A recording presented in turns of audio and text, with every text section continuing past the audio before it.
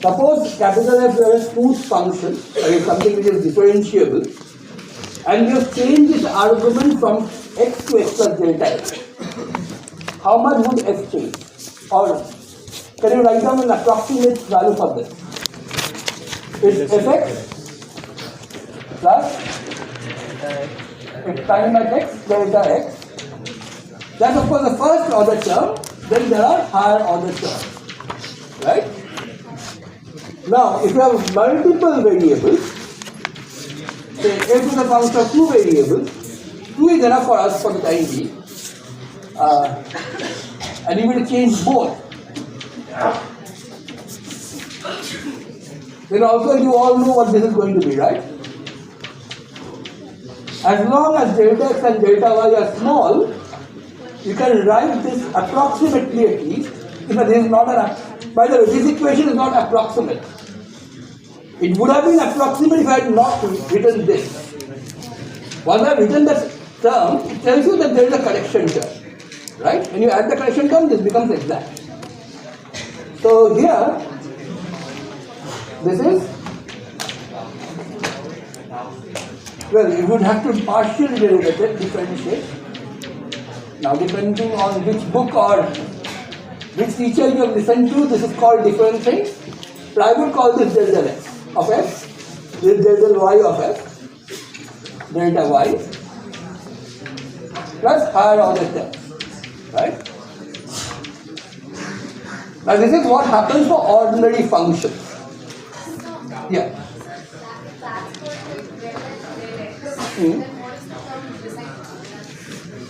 That's delta.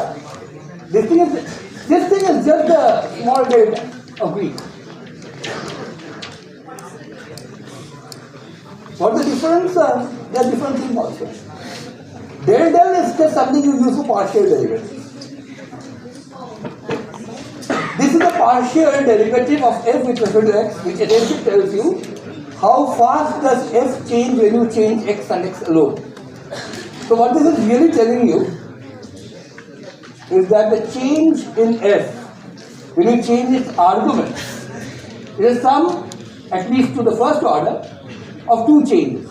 One, because you are changing x, you are going to get a change, which is how fast does f change when x changes alone and y doesn't. That's given by del f del x. You multiply that by the change in x, delta x. Similarly, to that you add one more term, which is going to tell you how much is f changing because y is changing. That's del f del y delta y. In particular, if you had a function of many variables, say x1, x2, all the way up to xn, and you have changed every one of these arguments slightly, the value is going to be this plus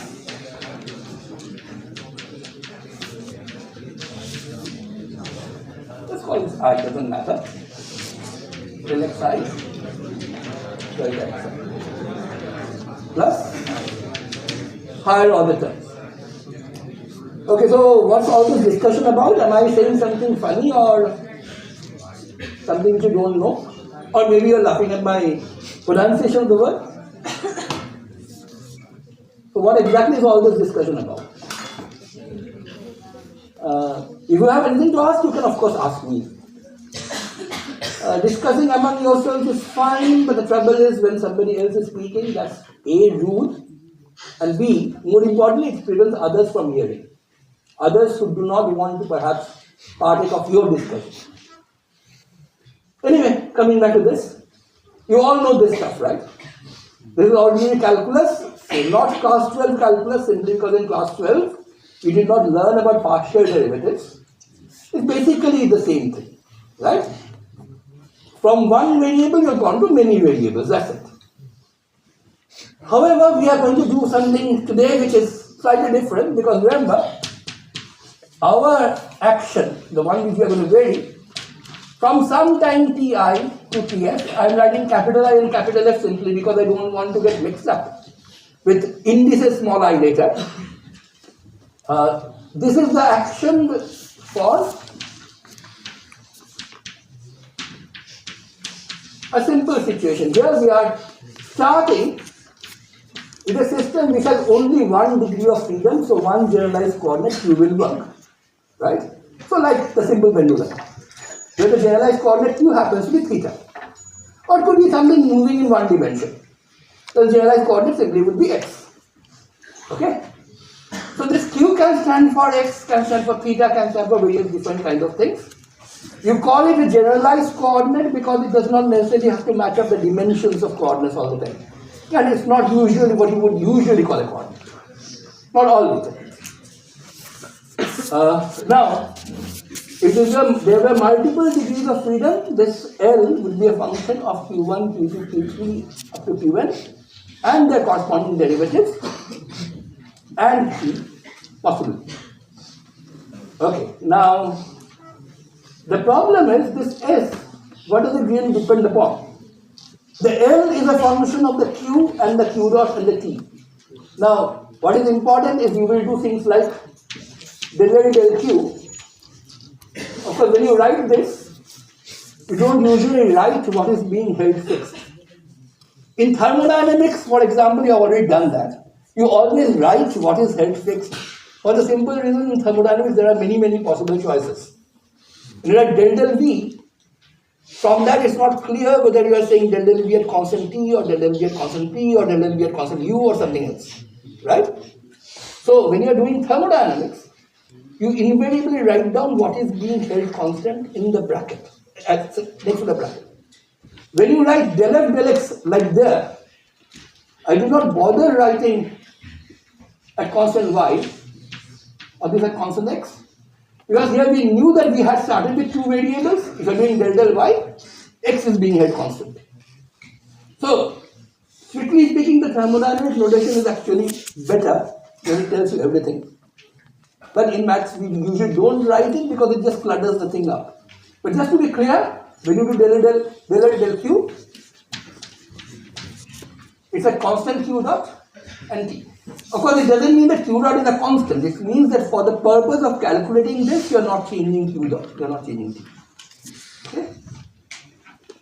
Or when you write del q dot, that would be for constant q and t or fixed q and t. That's a more precise statement.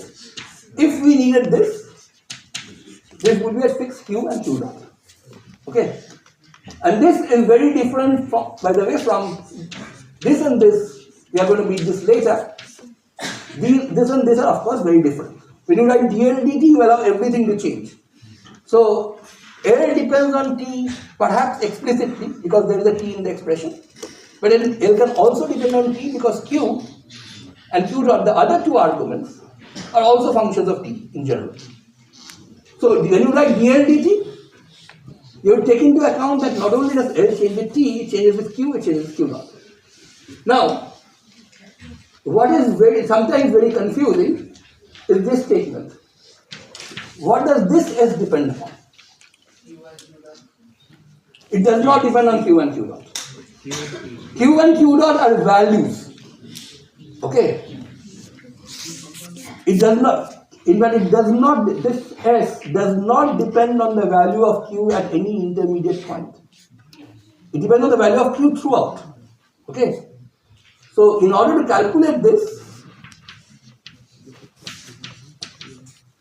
you need to know this, q of t, the function, and in fact something else. Does it depend on time? This S? Yes? It simply can't. Right? Because time is being integrated out. The integration variable nowhere does not survive the integration. It survives an integration only in a situation which you call indefinite integral, which is not an integral at all, which is the antiderivative. The only reason why you call it an indefinite integral is because it helps you to calculate what is the real integral, the definite integral. Unfortunately, this name definite integral, and especially the way it's taught in higher secondary, is that it's taught later, right? After you learn how to invert differentiation. So it seems that indefinite integral is the integral and then you somehow use it. Actually, that's not true at all. Because What does the name integral mean? It means summation. Right? Integrate, rational integration, other integration, all mean the same thing, just adding up things together. That really, the definite integral is really integral. The indefinite integral is called an integral because there is something called the fundamental theorem of integral calculus, which tells you can calculate the definite integral provided you know how to calculate the antiderivative. Right? You can evaluate the antiderivative, what you get by inverting the position, the process of differentiation, at the final point, subtract it from its value at the initial point. That's the so-called way of evaluating definite integrals. But the definition of definite integral is just you break up the whole thing into pieces, add up contributions, and then take the limit where each piece goes to 0. Right? That's so-called Riemann sum, which you must have heard of in your math classes definitely. Okay? So this definitely does not depend on t. What it can depend upon, in fact does depend upon, are the limits. Ti, the initial time and the final time. Right? Because of course, any integral depends on where you are doing it from to where, or to where you, and where you are doing it to. Okay, the important point is I did not write q dot as an argument here, despite the fact that L depends on q dot. And this is something which confuses a huge amount of people. First of all, realize that, okay, are q and q dot dependent or independent? So there seem to be two different kinds of answers coming from places. Q and q dot are independent. Q and q dot are independent. Okay, what is q? Q is where you are right now. What is q dot? How fast are you moving right now? The fact that I am stationary, I am here, should not tell you that I am stationary. I am stationary right now, and my feet are not moving. But just because I am here doesn't mean I have to be stationary, right? I can walk around. So for example, when I am walking here, at this right position, you know what my q is. Does it give you any idea what my q dot is? Forget over a time. Stick to what I am saying. If you know q at a particular instant of time, does it tell you what q dot is? At that time. Does it, right? So the value of q at a particular time and the value of q dot at that particular instant of time, these are independent variables. You can change q dot without changing q. And vice versa. Right? If a football is placed somewhere, it has a definite q. Well, x, y, z, whatever you call it. And then you give it a sudden kick. If it is a very sudden kick, its position doesn't change, its velocity does. Right? And of course, what q dot will be does not depend on q. It depends on how hard you kick the ball. Right? Okay? Similarly, if you just knew that right now the velocity of a particular particle is this much, does it tell you where it is? Of course not. Right? You have to clearly distinguish between two things, value of q and value of q dot at a particular point of time. So when you evaluate this quantity, what are you really doing? You are taking up, you are breaking up this interval ti to tf into many parts. Within each part, t hardly gets to change. Right? So take any value of t inside. And then what you do, you take q at that t, q dot at that t, and t. These are the arguments. Are these dependent on each other? Q at a particular time, q dot at that particular time, and t. These are all independent. These are independent variables. Okay. However, as you were pointing out, if you knew q as a function of t, this thing which actually decides this, if I tell you how q changes with t, how q dot changes with t is automatically given. Right? Q at a particular instant of time does not tell you what q dot is at that time. But even though q as a function of time, these are two different things. One is the value of q, which is a number. Value of q dot, which is also a number. These two are completely independent.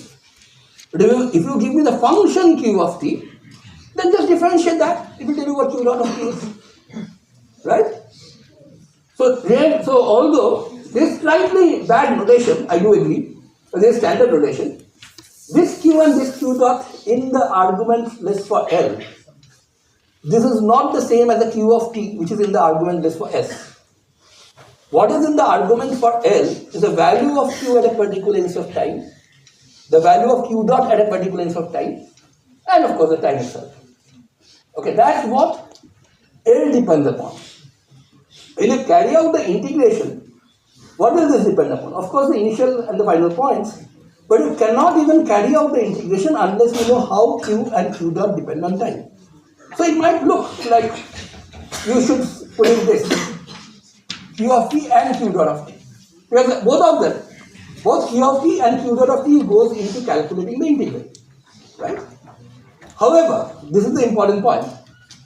Q dot of t is not independent of q of t. Somebody tells you how q changes with time throughout from ti to tf. That person has already told you how q dot changes with time throughout. Right? So q as a function of time is a function.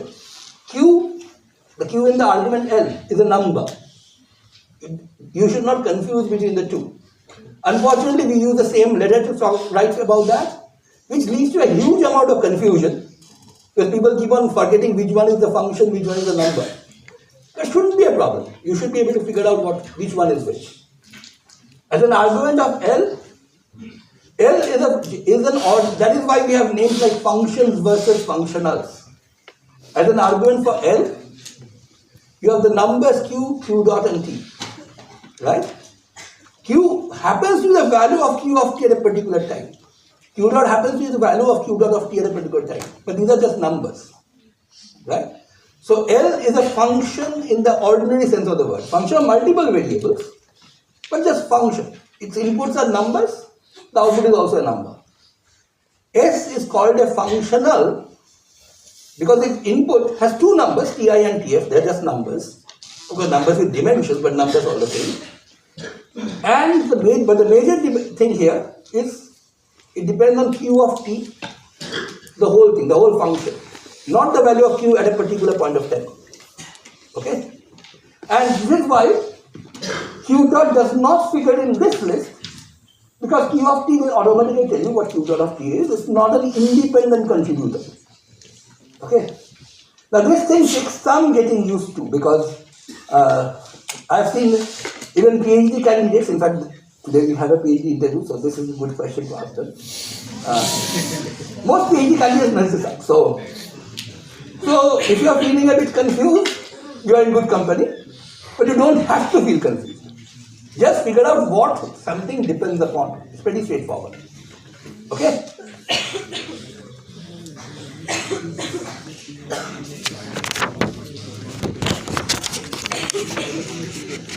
So, the reason why I am specifically saying this is that you will see me say that q dot and q are independent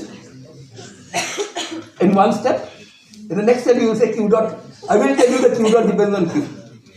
But you have to realize when I am saying q dot and q are independent, I mean values of q dot and values of q at a particular time, they are independent. Q dot as a function is dependent on q as a function. Okay? Now, in this scenario, what are we really trying to do? This is a crude graph that I am drawing. Some initial time, some final time. Qi is known. Qf. So Qi and Qf are fixed. The action principle tells you that if you take a path, any path, this is Q of t, right? Q depends on t throughout and changes slightly. You are going to, of course the action is going to change, right? So you will take this path and then slightly shift it to this one. The action for the orange path and the action for the white path are going to be different. Now, if you change this very slightly, what that means is, throughout the path, the difference between t and q, sorry, the original q of t, the one in the white path, and the new q of t, the one in the orange path, they are very, very small at every t. Of course, the drawing doesn't show them as very small simply because that would have been invisible, right? So I am showing a large change, but actually you have to always imagine that at any t in between, this is q of t, this is a change, right? This is the new q of t, the q for the orange part. This is a change. So what we are saying is we are changing qt to qt plus delta qt, and delta qt is taken to be very, very small. Okay? Right? Now there is only one restriction here, which is delta q at ti and delta q at tf. Initial and final times have to be 0 because you are only allowing paths which go from qi at ti to qf at tf. So endpoints are fixed. Okay? Now, if this is what q of t has changed to, how much has q dot t changed? Now this is where q dot and q being dependent shows up. Okay, because if you have given me q of t, you have told me all of q dot, right, everywhere. Except perhaps, in fact not everywhere, if you were being a mathematical stickler, you would say you do not, if you have given me q of t, you have not given me q dot at the two endpoints, right? At the two very endpoints, you cannot calculate the derivative. You can only calculate the derivative in the open interval between ti to tf, everywhere inside. But those are minor points, we are not going to worry too much about that. The only question I have for all of you is the dot visible? Even from the back. Because there will be plenty of dots. And if you miss the dots, it's going to be very difficult to follow. So how much does this change? Yeah. From that? So all I am saying is this is the change. So this is my original white part. I have changed it to a new part, the orange one. Okay. At any given time in between ti to tf, this height is q of t, the original q. Let's change to q of t plus this much. And that much we are calling delta q of t. The change, nothing else. The whole point is this delta q of t is very, very tiny. And can be made as tiny as you want. But non-zero. Not necessarily zero at least. Okay? Except that at the two endpoints, here and here, the path has to start and end at qi and qf. So there you don't allow any delta q. Delta q will vanish at the two endpoints. Now what does q dot t become? That's easy.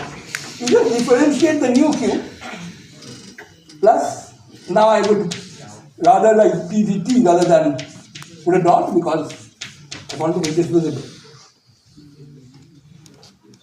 So this is the statement that change in q dot is a derivative of change in q.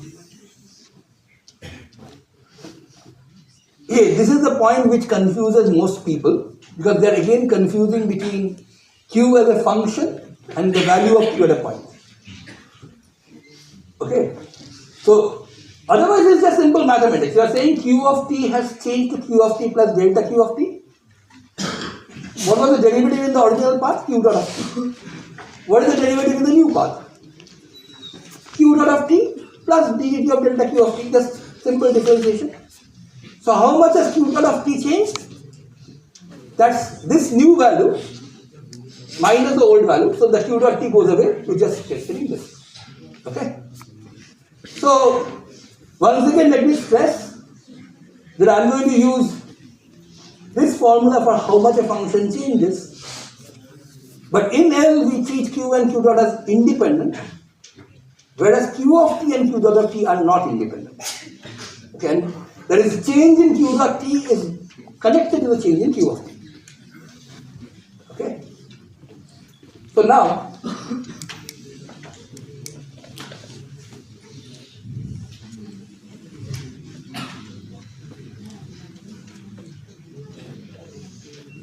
let's try to figure out how much S changes. Yeah. You said that we don't know the value of q dot t and those endpoints, right? Right, but the endpoints don't contribute to the integration. Endpoints are technically what are called sets of measure zero. Okay, there is something which I should not have seen. In the sense, it's not wrong. It's just that you may think without knowing. Anyway. But if you put, I mean, we have to put the limits to calculate the integral. Right. If you don't know, if you don't know what are the values at that. What do you want to put the limits for? You know the time. And more important, much more importantly, you need to put the limits to calculate the integral is a wrong statement. That's a way of calculating the integral. The integral is defined without the fundamental theorem. Again, unfortunately, the way class 12 is taught, you realize, you think definite integral is only defined via indefinite integral at the end minus indefinite integral at the beginning. That's not the definition at all. That's just a way of calculating the thing. Okay. Integral means just add up the pieces. That's just a good way of calculating the result. In fact, we are going to use that, of course. But you will soon see how that will come in handy. Now, I think the white is more visible than this one.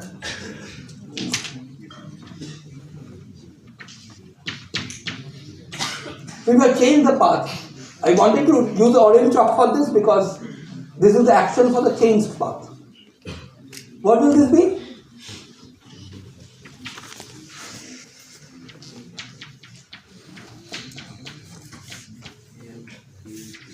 L. In fact, I should have written, writing q dot actually is wrong. I should have written q of t, q dot of t. Right? L is a function of q dot and t, three variables. What values do you put in there? The value of the function q at time t, the value of the function q dot at time t, and the value of t itself. So let's put in the full arguments. Usually people don't write the full arguments because it clutters up the notation. It's actually good to write it for the first time so that you can see what's going on.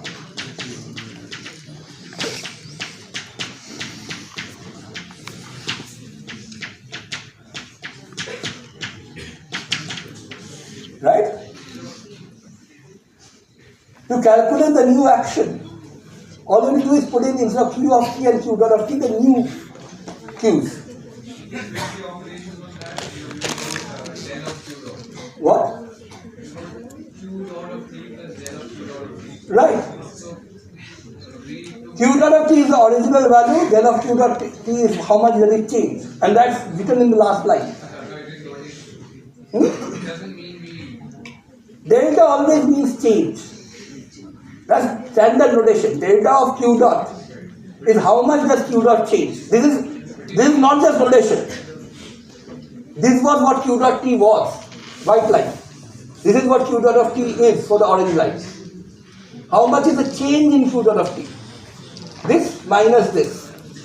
So this actually is not, what is important is this is not a notation for this entity. This is the change in q dot. It happens to be equal to ddt of delta qt. Something you can derive. There is a difference between something being just a notation for something and something which can be worked out. Delta of q dot t precisely means how much does q dot t change. Delta of anything means how much does that thing change. For example, I have written s plus delta s. Action was s, now it has become s plus delta s. How delta is how much it has changed. So this is s plus delta s. What was s? That was simply pi to ts, L,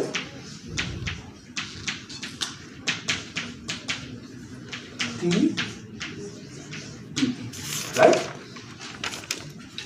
So, if you want to find out delta S, what will you do?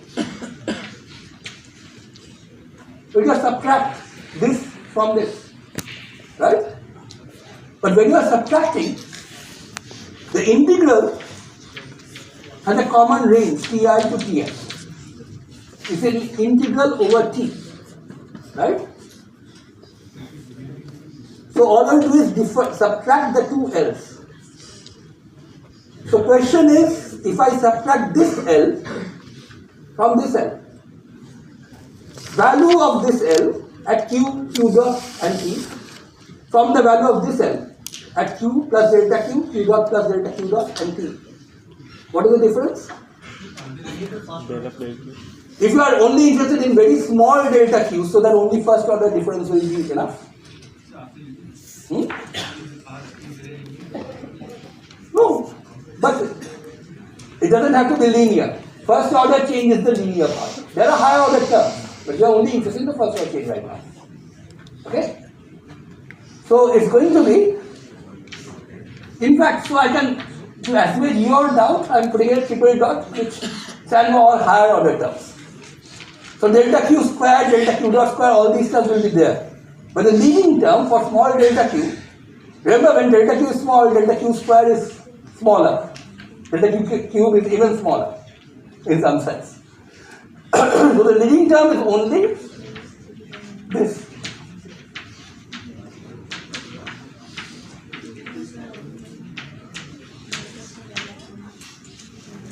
Right? Just like you have two variables x and y, you have changed x to x plus dx and y to y plus delta y. You can del f del x delta x plus del f del y delta y. Here, you have changed q to q plus delta q, q dot to q dot plus delta q dot. So this is what you are going to get. Right? Okay. So,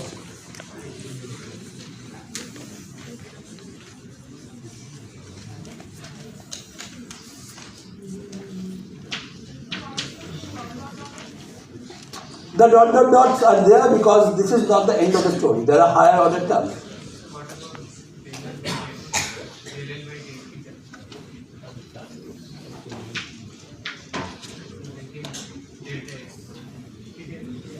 Same T. There is no delta T, right? When you are evaluating from Ti to Tf, you don't have to change the T. It's the same T, the value of L at two different values. Right? Because T is not, so what you are doing is just subtracting, right? L of Q plus delta Q, Q dot plus delta Q dot T minus L of Q, Q dot T.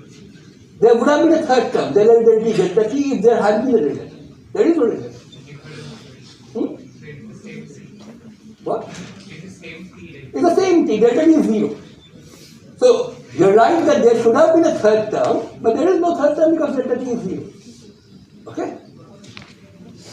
So delta S, let me just write this up here. Once again, because this is important.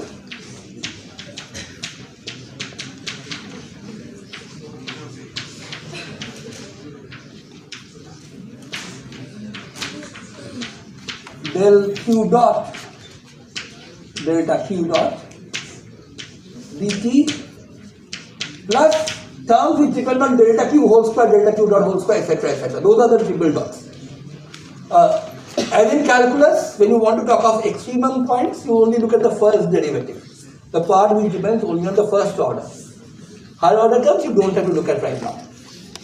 Now, this is a change in action when you start from any path. Okay? Given any path, the original white one, you have gone on the neighboring orange path, and this much the action is a change in the action. Now, the important point is this. This part at least is linear in delta Q, right? Now, if this had come out to be positive, let's say, then when you go from the white path to the orange path, your action has gone up. Your aim, remember, is to find that path for which the action is a minimum. Now, from a minimum, which way can you go? You can only go up, right? If you are at a minimum, you have to be able to go up no matter how you move. So here, if delta is going to be positive, that looks perfectly fine. Because you have changed your path from orange, white to orange, and the action has gone up.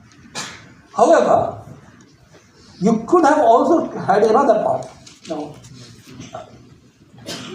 a path which uses exactly, which goes down from Q by exactly the same amount, which the orange path has gone up. So, okay, this should teach me not to be too fanciful.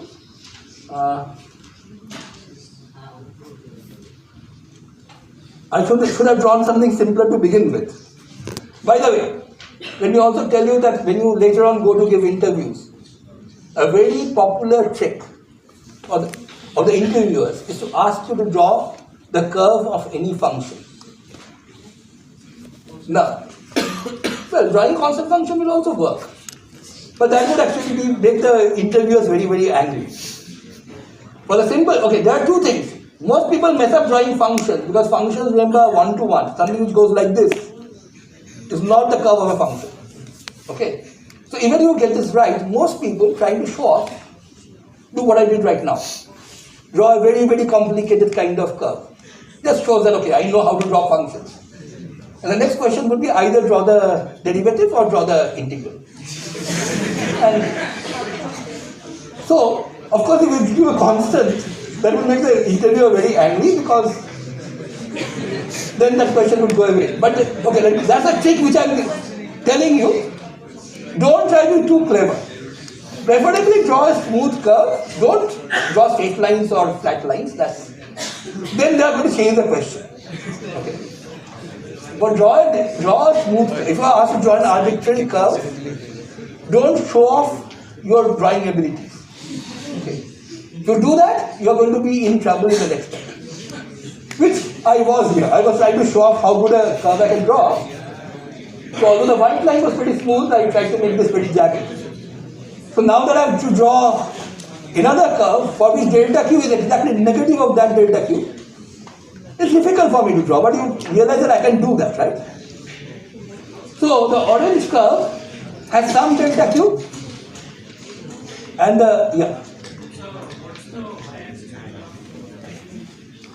q.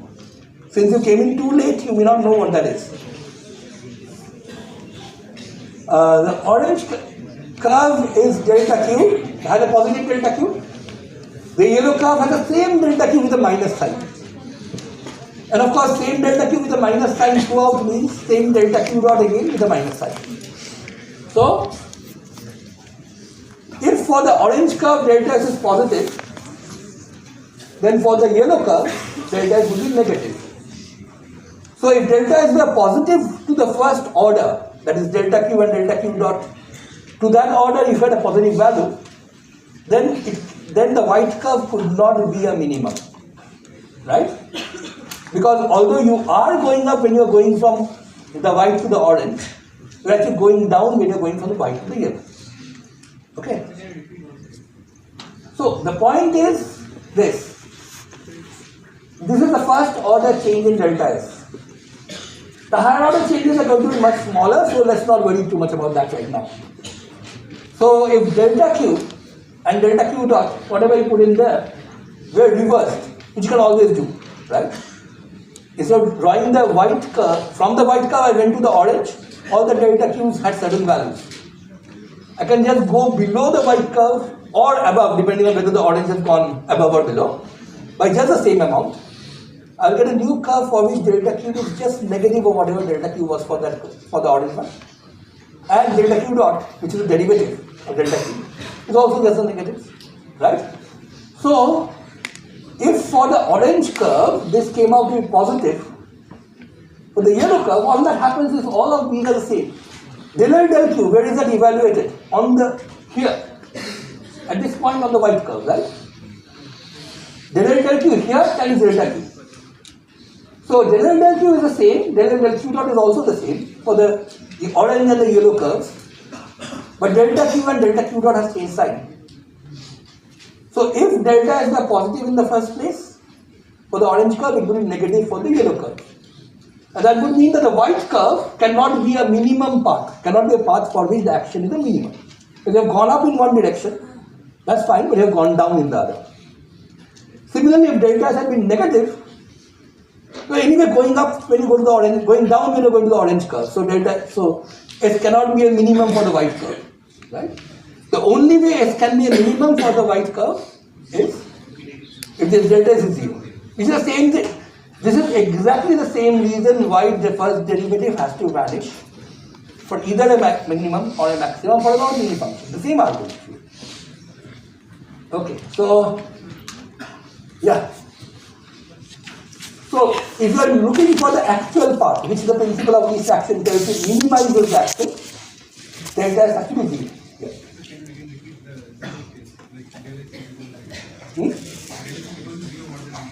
It means that to the first order there is no change in it. So, just to give an analogy with ordinary functions, here the derivative is negative, right? So when you increase x, the function is going down. That in itself is consistent with that point being a minimum. However, remember that it can go in both directions, right? Not only this, you can also go the other way. So if the derivative is negative here, if you go to the right, the function goes down. If you go to the left, the function goes up. So at that point, you cannot have a minimum. Similarly, at this point, where the derivative is positive, when you are going to the right, the function is going up. If you go to the left, the function is going down. Again, you can't have a minimum because you can't go down from a minimum. So right here. So the only place where you can really have a minimum is where the first derivative vanishes, the first order change vanishes. Of course, that doesn't mean that the function is constant. It means that there are higher order changes, which in the long run will make it go away from that value. If the second order derivative is positive, it means you are actually going up in both directions. If it's negative, it means you are going down in both directions. So that's how you get the minimum versus maximum thing. So here, if you want S to be a minimum to first order, delta S has to be 0. Okay? Now the point about delta Q and delta Q dot not being independent comes in. Okay? Okay, why we will soon see, but we know it's not independent, let's put in the value. What is delta Q dot?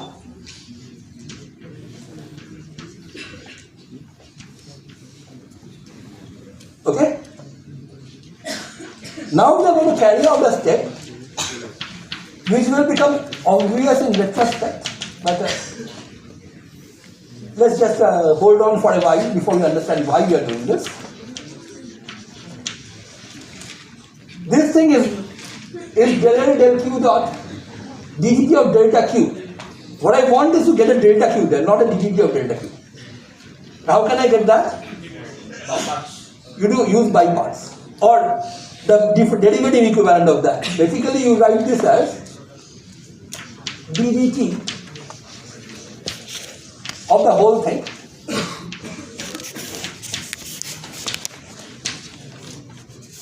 this of course is not the same as this, but you can write it as minus ddt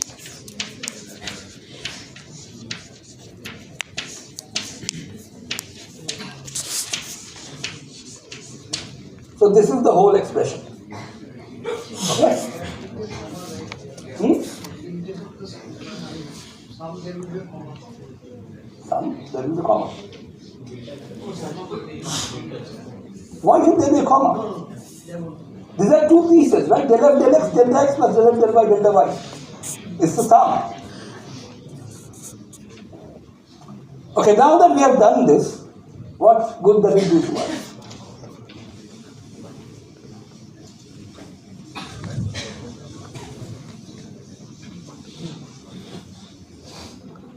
It tells us that delta S can be written down as a sum of two pieces, Ti to Ts of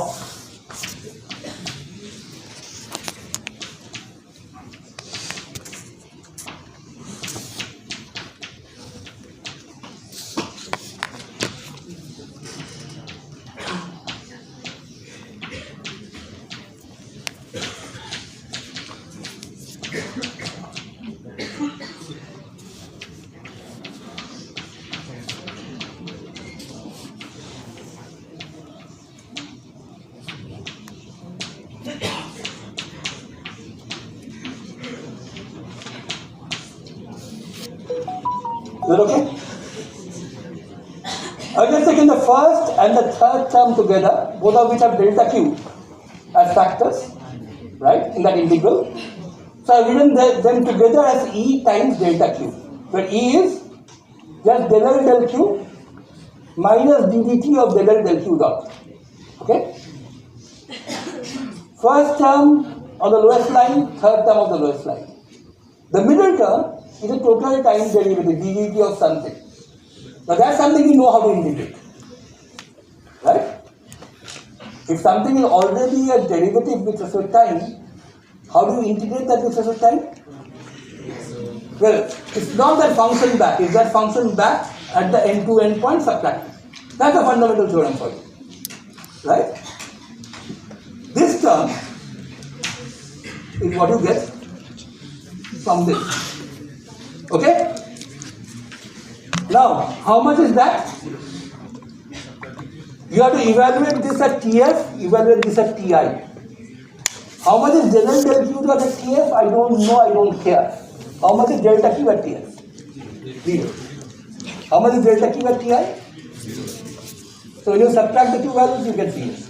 Right? Why? Because we are only considering paths which are fixed at the two endpoints. So the delta Q can take any value in between, any small value in between Ti to Tf, but at Ti and Tf, delta Q is fixed at 0. So when you evaluate this integrated out term, this goes to 0. Okay? So you are left with this. Delta S is E of t. Yeah. I could have written the whole thing you wanted. Okay, you mean why did I write E or not something else? Well, this E is not the energy, if that's what you're worried about. This E stands for somebody else, it stands for Euler. This is Euler who figured out the equation of motion for the first time. It's called the Euler-Lagrange equations of motion. Because you have to evaluate this at TF and evaluate this at TI and subtract. What is delta Q at TF? 0. And delta Q at TI? Those are 0. Right? Because you are only allowing changes of paths where the endpoints are fixed. Okay, if you find E of t confusing, I can call it something else. This is not the energy. Okay, this is just a shorthand for these two terms. The reason why I use the word E is letter E is somebody, this is standard, and because it's after the fellow who first did this. So this is called the Euler-Lagrange. Okay, not yet, but the equation of motion will come.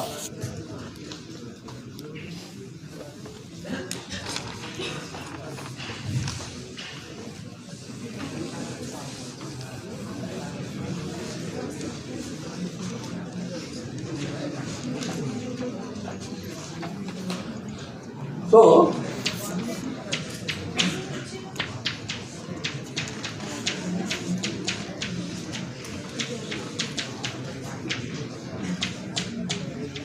for the actual path which the particle follows, you must have this equal to 0. Right? That expression that we wrote down is the expression for delta S for any path, at least to first order. But if the actual path followed is the minimum path, the path which minimizes the action, for that delta S has to be 0. And now my claim is, this proves that E, which is by definition or by our abbreviation, del Q minus ddt of del L del Q dot, is 0. Okay. And that thing, that equation that we have found out right now, is what is called the Euler-Lagrange equation of motion. Which is why I used E for that, E for Euler. Yeah. Why did you assume that integral used to be 0? Why E of t? I did not assume anything, I need to prove it. It's a good point. An integral vanishing. Does it tell you that the integrand has to vanish?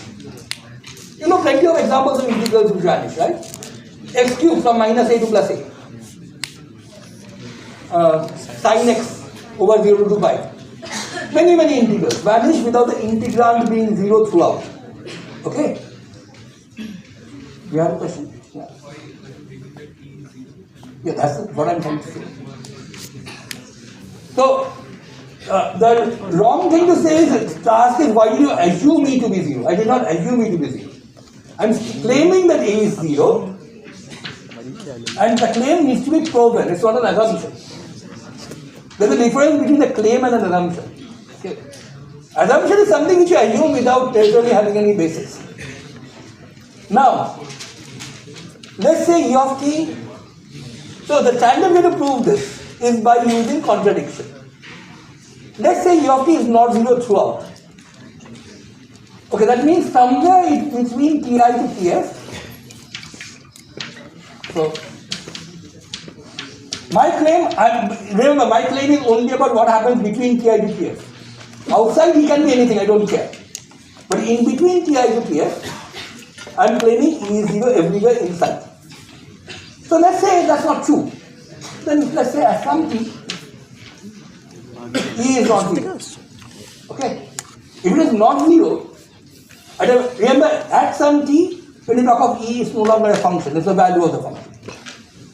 So what can it be if it's not 0? Positive or negative? Let's say it's positive. Okay. Remember, here E is not being integrated alone, E is being integrated after being multiplied by delta Q. Right? And delta Q is completely arbitrary except for the fact that at the two endpoints, it has to vary. Now, E, if L is a smooth function, that's what we are assuming. All functions here are smooth functions, differentiable as many times you want. Then dl dt, del L del Q, dt of del L del Q dot, these are all smooth functions. Right? So E is a continuous function if nothing else. Now for a continuous function, if it's positive here, can it become 0 or negative immediately next to it? There has to be some region over which it will stay positive. That region may be very tiny. It may very well drop to 0 and go to negative values. But a continuous function cannot drop to 0 immediately. It has to have a region over which it maintains its positivity, maintains its sign. Beyond that, something else might happen. Well, now notice that delta Q of t, yeah. Why did you assume that E is differentiable? Because we assume that L is differentiable. As many times as we want it. That's part of the game. Every function here is differentiable. Why not? Might not be in some cases where Our Lagrangian that we choose is a differential function of Q and Q as many times as we need. in all domains. Yeah. When they are not, in fact, that's a good question. I should not really dismiss it offhand. There are special situations where it's not, and then you have all kinds of special things happening, which you will study perhaps in the 4th year, or the 5th year, or never, depending on what specialization you go to. 99% of physics is with smooth L's. So we are going to stick to that 99%. L is differentiable as many times as I want. Therefore, E which is made out of derivatives of L is differentiable as many times as I care. So what you have is a scenario like this. E of t, which by assumption is not 0 throughout, is positive, either positive or negative. I'm just taking it to be positive if the argument goes equally well if it were negative here. If it is positive here, it's going to be positive in a region around it. After that, it can do whatever you care about. You don't care. But delta Q, remember, is something like this is to be true no matter what delta Q you choose, right? As long as delta Q is small. So I will choose a special delta Q. I will choose a delta Q. No. I will choose a delta Q which is positive within that interval and 0 everywhere else. Is that possible? Note that the only restriction on delta Q is that at the two endpoints, that will be 0. And if you disagree with the fact that this doesn't have a derivative, I'm going to make it smooth. You want to. But you notice now that here in the region where delta Q is non-zero, that is throughout positive, E by assumption is positive. So E times delta Q is positive over an interval. And a positive thing integrated over an interval, and outside that interval is 0, right? E is not 0, it may be positive, maybe negative, maybe doing whatever dance it wants, but delta Q has been chosen to be 0. Now, if you are demanding that for all small changes delta Q, delta S has to be 0, it has to be 0 for this as well, this delta Q. Again, a statement which you make about all changes would definitely be true if you are taking a specific change. And for this delta Q at least, you end up with an immediate contradiction. This thing cannot give you a zero integral because you multiply two things which are positive within their domain of support. Outside is 0, so outside parts don't contribute. The only part you get a contribution from is from here to here, where E and delta Q are both positive. And you are multiplying two positive things, you get a positive number throughout. You are adding positive contributions, you cannot get a 0. Okay. So if E of t were positive at a point in between Ti to Tf, it would be impossible for this integral to vanish for all delta Q. For this particular delta Q, it would not vanish. Okay. Can you explain how you are choosing the delta Q? I can choose the delta Q anything I want. The only restriction is at the end points that will be 0. So what am I saying? If E of t, let me just repeat this once again. And okay, listen very carefully because this is an argument which is usually not there in most elementary textbooks. Most elementary textbooks just gloss over this fact. It's not something I made up, it's a very standard argument. But only rather advanced textbooks do cover this part, unfortunately. But it's really the central thing. If E of t were non-zero, that means positive or negative. I am taking this to be positive, you can take it to be negative and repeat the argument. Same result will follow. If E of t is positive here, it has to be positive around this region somewhere. It cannot become 0 or negative in the immediate neighborhood. Right? Has to be some interval of some width over which is it positive. So I choose my delta Q so that it's 0 everywhere here and positive in that interval. Since delta Q is anything I can choose it like this. The only restriction, remember, is at the end points you have to have 0. Is that correct? It is, right? Okay? So now, can this integral vanish? Remember, our demand is that if this is the correct path, then no matter what delta Q we choose, delta S will be 0, right? But can this be 0? You are integrating product of two positive numbers over a finite interval. Outside you are going to get 0 contribution because delta Q is 0 outside. Okay. Outside whatever E is doesn't matter. Right? So this is going to give you a positive contribution. If E of t had been negative, for the same argument it would have been negative in a region around it. I could have chosen a delta Q which is positive only in that region, in which case the integral would definitely have been negative and not 0. So for this to be 0, E at t for any t in between can be neither positive nor negative, it can only be 0. Sir, Yeah. why does E have to be strictly positive? I mean, if E is not 0, that doesn't. No, it has to be, it can be positive or negative at a particular point. Let's say it's positive. No, I'm saying, what if it's like in a way, like it was negative? Of course, it could be like this. Right? It's not fully just one. You have thousands of oscillations, doesn't matter. The whole point is, with positive at one point, it cannot become negative immediately next to it. That's all you need.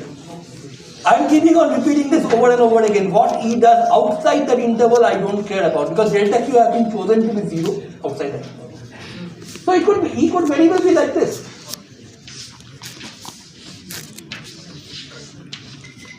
But if I choose a delta Q like this,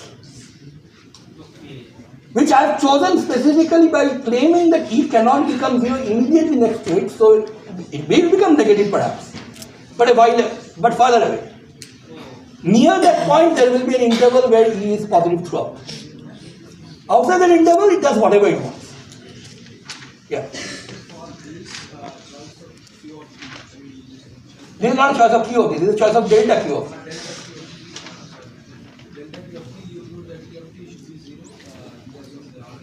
Not for this choice of yours. Again, you are confusing. There is a basic problem with logic. You are confusing the. Okay, the technical term for this logical fallacy is pretty complicated, but let's not go there. What you are doing, our claim is this delta has to be 0 for all delta q. Okay, as long as delta q is small with the two endpoints fixed, delta has to be 0. If it is 0 for all delta q, then it is 0 for this specific delta q. But if u of t were not 0 throughout, then this specific delta q will not give you a 0 value for delta s. And that's a contradiction. So, by contradiction, you establish that E has to be 0 throughout inside. Yeah.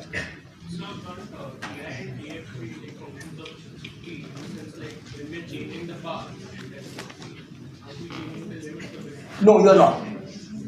So, again, being here in the class throughout should have told you that.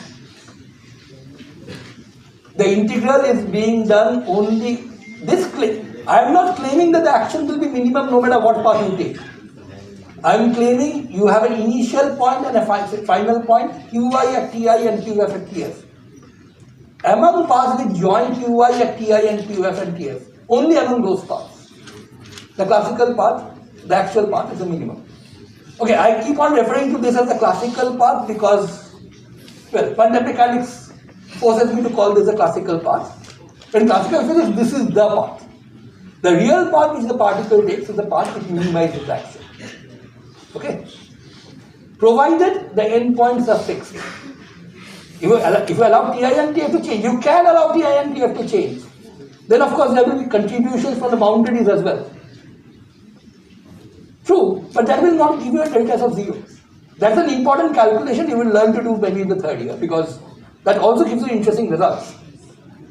When you allow the endpoints to change. But right now we are not allowing the endpoints to change. The principle of least action, the one which we are talking about, tells you that the action is minimum for the actual path taken, provided you only consider variations, varied paths which begin and end at the same point. At qi at time ti, at qf at time ts. Okay? So that's the principle. We are not playing with that. Okay? Yeah. So only variations we are considering are ones in which the endpoints don't move. If the endpoints are moving, then deltas will have contributions from the endpoint movement as well. But that will not be 0. That will be something else, that will actually be something quite important. But that's something, we can't cover everything that's important in this 2 classes. So, but what is the upshot of all this? The upshot of all this is simply this final result, which is the one we will need for later.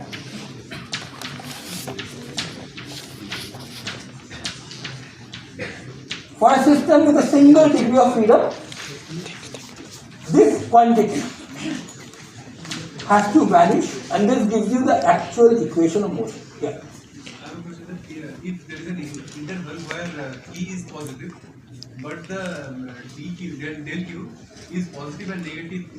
I think you are missing the point again. I can always choose some delta Q for which this integral would vanish. But the actual point is this integral should be 0 for all paths, all variations. Right? This integral, if there is a variation for which this integral, so suppose there is a variation for which this integral is not 0, then we have shown that this cannot be a minimum. The white line cannot be the path of minimum action. That's what we argued at the very beginning. Right? For this to give you a minimum of the action, no matter how you vary the path, no matter what delta Q you choose, you must get a 0. So your statement is perfectly right. I can always choose delta Q, even if E are positive, I can always choose delta Q in such a way that E times delta Q gives me a 0 integral. But that's neither not relevant at all.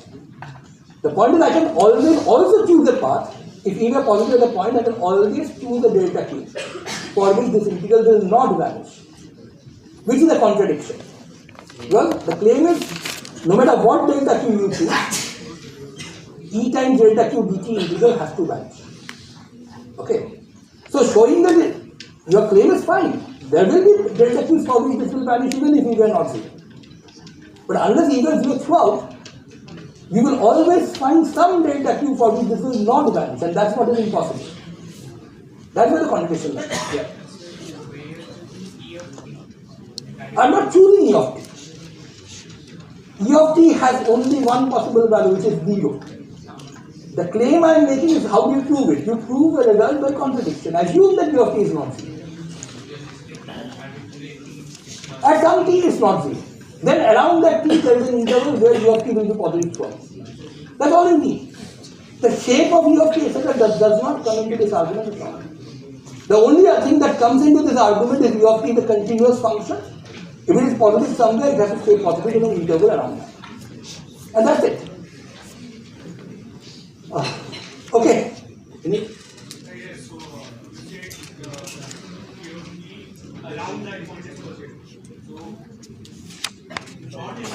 T dot q of t delta q of t, a change. Yeah. It is not positive. It can be taken to be positive. I can choose my delta q in such a way that everywhere is 0. In that interval, it's non-zero and positive.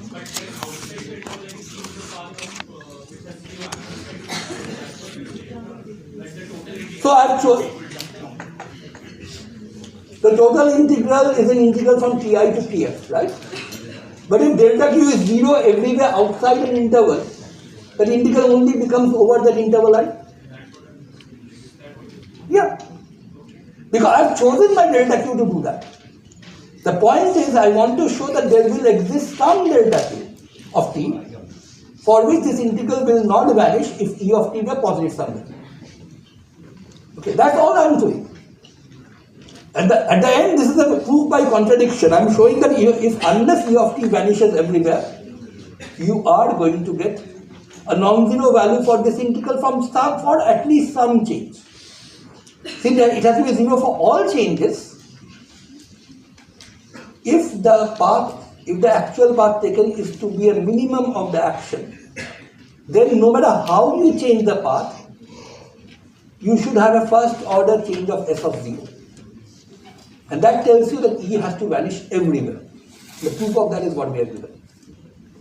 So all these other arguments which you people are giving, they're saying that I can find a path for which this will still vanish, etc. That's true, but that's completely irrelevant.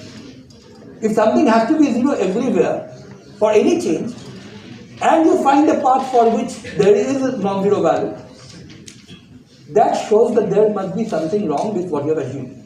Here we have assumed that U of t is not 0. Right?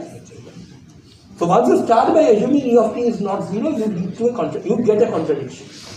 And that means that U of t has to be 0 square. That's all I'm saying. Now, one more thing. If you had instead of 1 degree of freedom, if you had 10 degrees of freedom, so this would have been actually like this. I'm not going to carry out all the steps. There will be EI will be del L del QI minus dgt of del L del QI dot and so on. Okay. Now, this is very important and it's not very often stressed in textbooks. In most situations, you choose your coordinates, generalized coordinates in such a way that they are independent. That is, you can change one without changing the others. Okay. If you do that, and we are assuming that all the coordinates we have chosen are independent, then what happens is delta q1 can be made non-zero and all the other delta q's can be made 0. Right? If all the q's are independent, you can change only one of them without changing all the others. In which case the sum no longer is a sum. The sum only has one term. So then it reduces to the previous case. So basically, when you have multiple of degrees of freedom and you are using independent coordinates,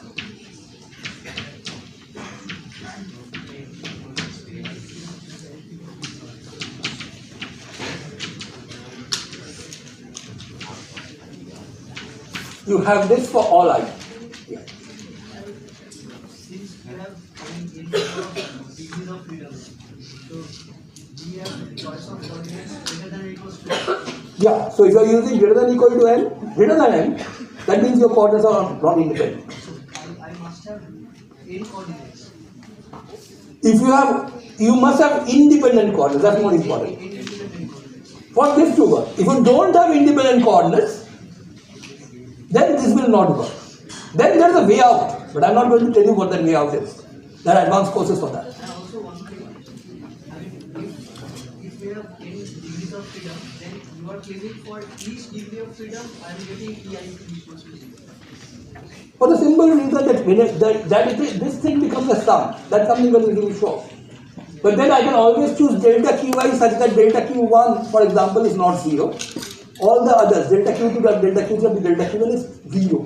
Why? Because they are independent. I can change one without changing the others. When the sum is no longer a sum, then it's just E1t delta q1t dt. Just one term. And of course, now you can repeat the argument that we have given to show that E1t is 0. And then choose delta qt2 to be 0, to be non-zero, and all the others to be 0, and so on. So the upshot is that's the final end, and that's the end of our derivation of the Euler-Lagrange equation of motion. This is important enough to deserve a box. This is perhaps, I would not call it the most important equation of all of classical mechanics, but it is very close, it comes very close to that. There are 3 or 4 equations which can claim to be most important. This one definitely is in the running. Actually, the one which is the most important is what we started with, delta S is 0. Because this, of course, follows from that. Now, let me quickly show you how useful this is.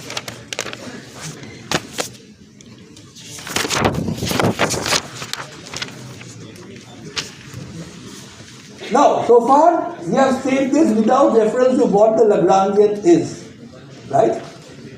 The Lagrangian is some function of q, q dot, and t. For most systems, not all of them, at least for conservative systems,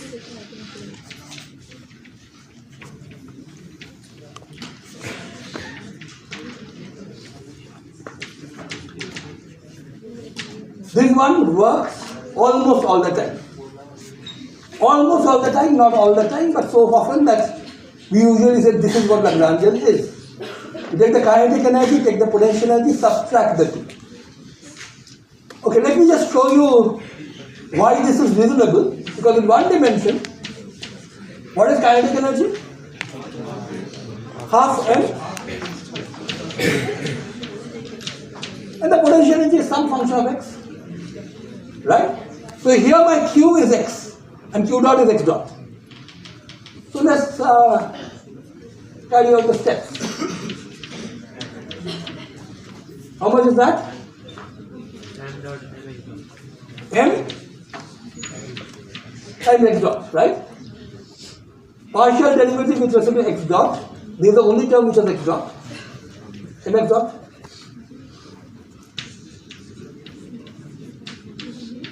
What about del L del x? This one, does it have any x in it? No. So this will not contribute to anything. It will be minus dv dx, right? V is a function of x and x alone, so whether it will be a partial derivative on it or a total derivative doesn't matter. So what is my Euler-Lagrange equation of motion for this? ddt of this mx double dot, right? M is a constant, so you multiply this, you differentiate this with t, you get mx double dot equals del L del x minus dv, which is Newton's second law for a particle in one dimension, in a conservative system. In a conservative system, dv dx minus dv dx is the force, right? So choosing L equals T minus V reproduces Newton's equations, which is why we choose it to be T minus V. Okay? Yeah. How del L del x minus dv. Right, L was given by that. So what calculate del L del x? What is it going to be? Why don't you take the differentiation with respect to x term. You know what a partial derivative means, right? When you are doing a ddt, by the way, of this, that's where you could ask the question. ddt of this would typically involve more terms than what you get here. Here, because m is constant and x dot is the first derivative, you differentiate again, you get x double dot. End of story. But if the factor in front had been a function of x, for example, then you would have to differentiate that as well. So, again, the major trap in using these equations is getting confused between partial derivatives and total derivatives. These things in the equation, this one and this one, these are partial derivatives where only the ith variable qi or q dot I, as the case may be, is being changed. All other coordinates and moment and velocities are constant. Okay? And t is also constant. Not constant, but are being held fixed for the derivative. When you do a ddt, that's a total time derivative. Okay. So whatever del L del x dot is a function of, if that depends on t, you will do a derivative with that. So let me just show you how that works for another system.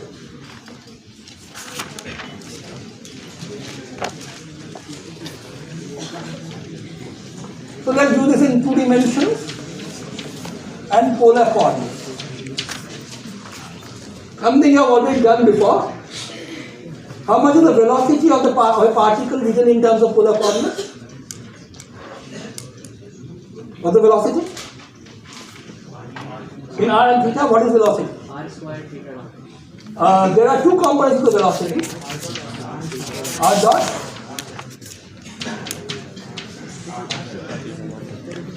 One is the radial velocity, radial component, and the other is the cross radial component. This is something which you must have done in the first year, right? So the kinetic energy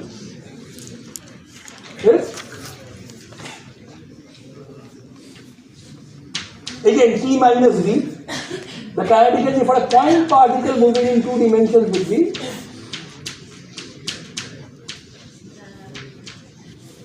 right? Vr square plus v theta. Vr and v theta are 2 components, you square and add them to get v square, right? And then, if you have potential, the potential can be a function of r and theta, right? So I'm doing this in polar coordinates. You could do this in Cartesian, which would give you mx double dot equals minus del v del x and my double dot equals minus del v del y, the standard Newton's laws. But if you do it in polar, you have already worked this out, right, before? Not the Lagrangian, but you know what the equations of motion are, right? In polar coordinates. How do you do that? You figured out how the radial component, what the radial component of acceleration, the cross radial component look like, take some amount of work, and then equate the two. And now let's see what this tells you. Del L del R dot. Remember there are 2 coordinates here, r and theta. So there will be 2 equations, one for r, the other for theta. One of them will involve del L del R dot, m r dot, and del L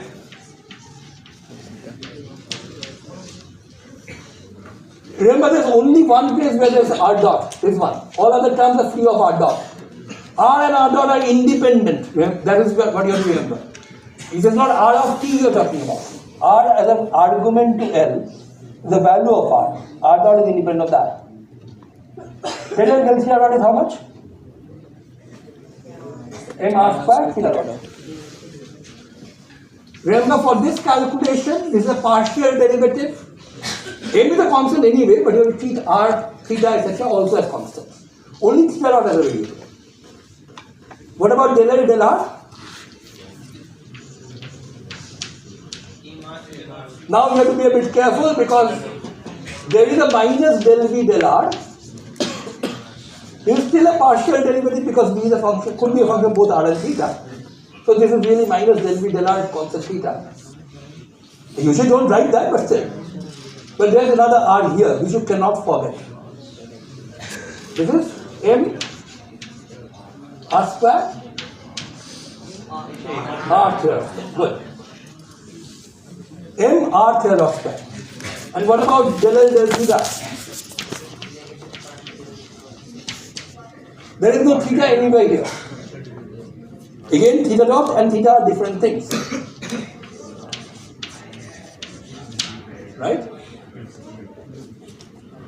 So now, those are just the ingredients you need to do the calculation.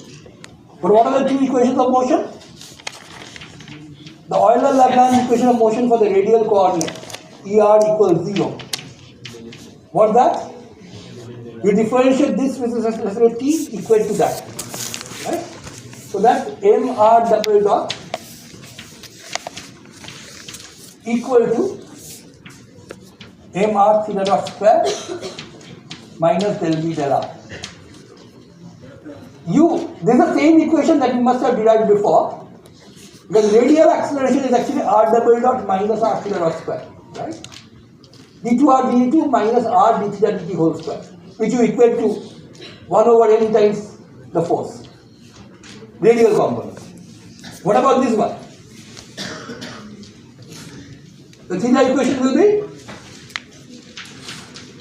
E theta equal to 0, which is ddt of this equals this.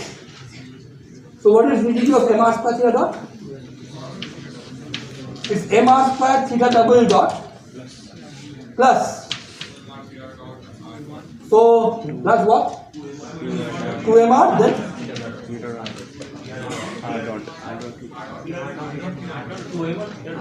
No.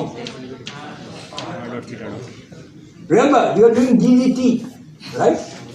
ddr of r square is 2r, which is what you have used. But you want to do ddt. You multiply that by dr dt to get ddt. That's minus del v del theta. Again, should be familiar, mass times radial transverse acceleration. This term is of course a familiar term.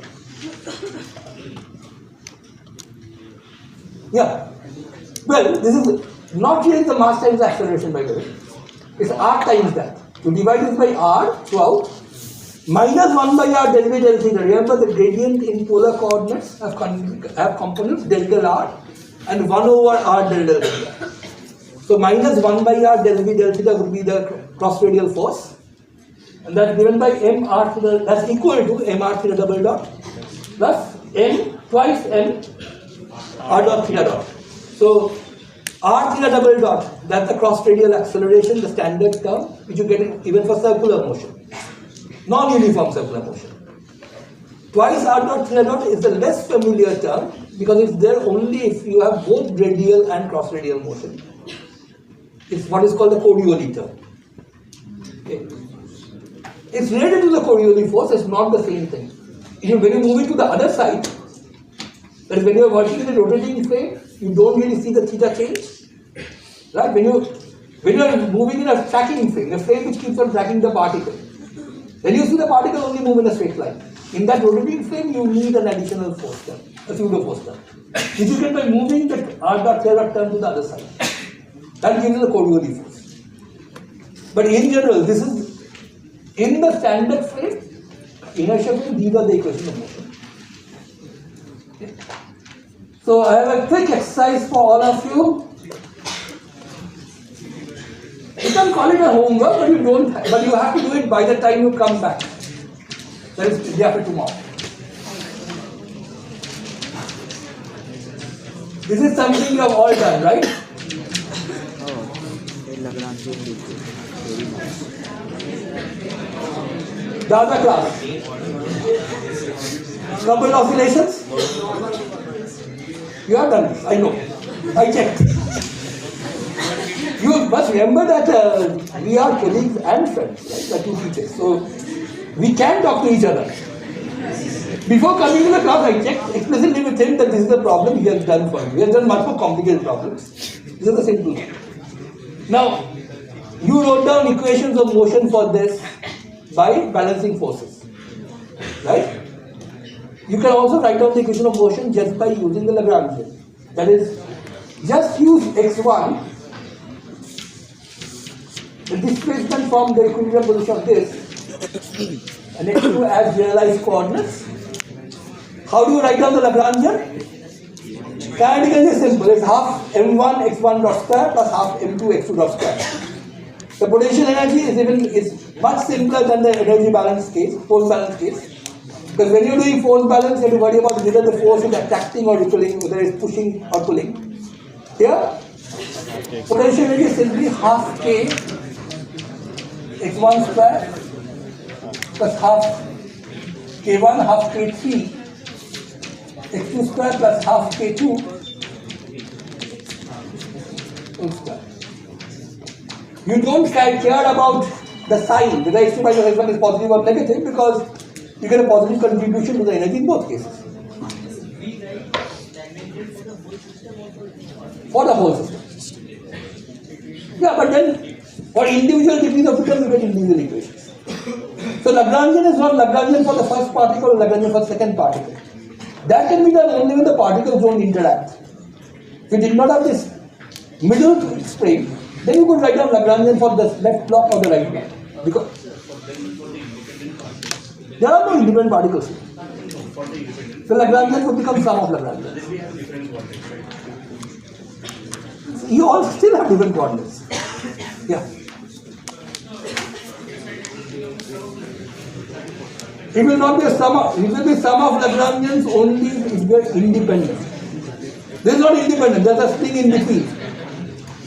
Total kinetic energy, total potential energy.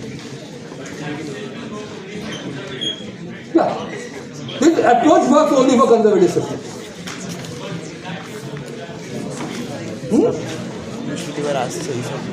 Just shut down there because I can't hear you. Just hold on a while. I'm going to leave soon. Yeah. A Lagrangian cannot be even written down for a non-conservative system in general. There are special cases where you can do it. In most cases you can't. That seems like a big shortcoming, but you realize almost every fundamental system is actually conservative. The non-conservative nature comes from the fact that you have random forces you can't see. Usually. Even friction. So, in macroscopic world things are different, but in the clean world of particles colliding with each other is almost always conservative. And there is one major exception where you cannot write this, which is where you have electromagnetic forces, because they depend on velocity as well. But there is a way to modify this equation, even for that. That is, remember, Lagrangian defines the system. You will change the Lagrangian and you can write down the Lagrangian which will give you the correct answer. Yeah. As long as Newton's laws work, in a realm where Newton's laws work, it's key knowledge. Again, you have to come up and say this. There is enough, I think. I can hear you from here.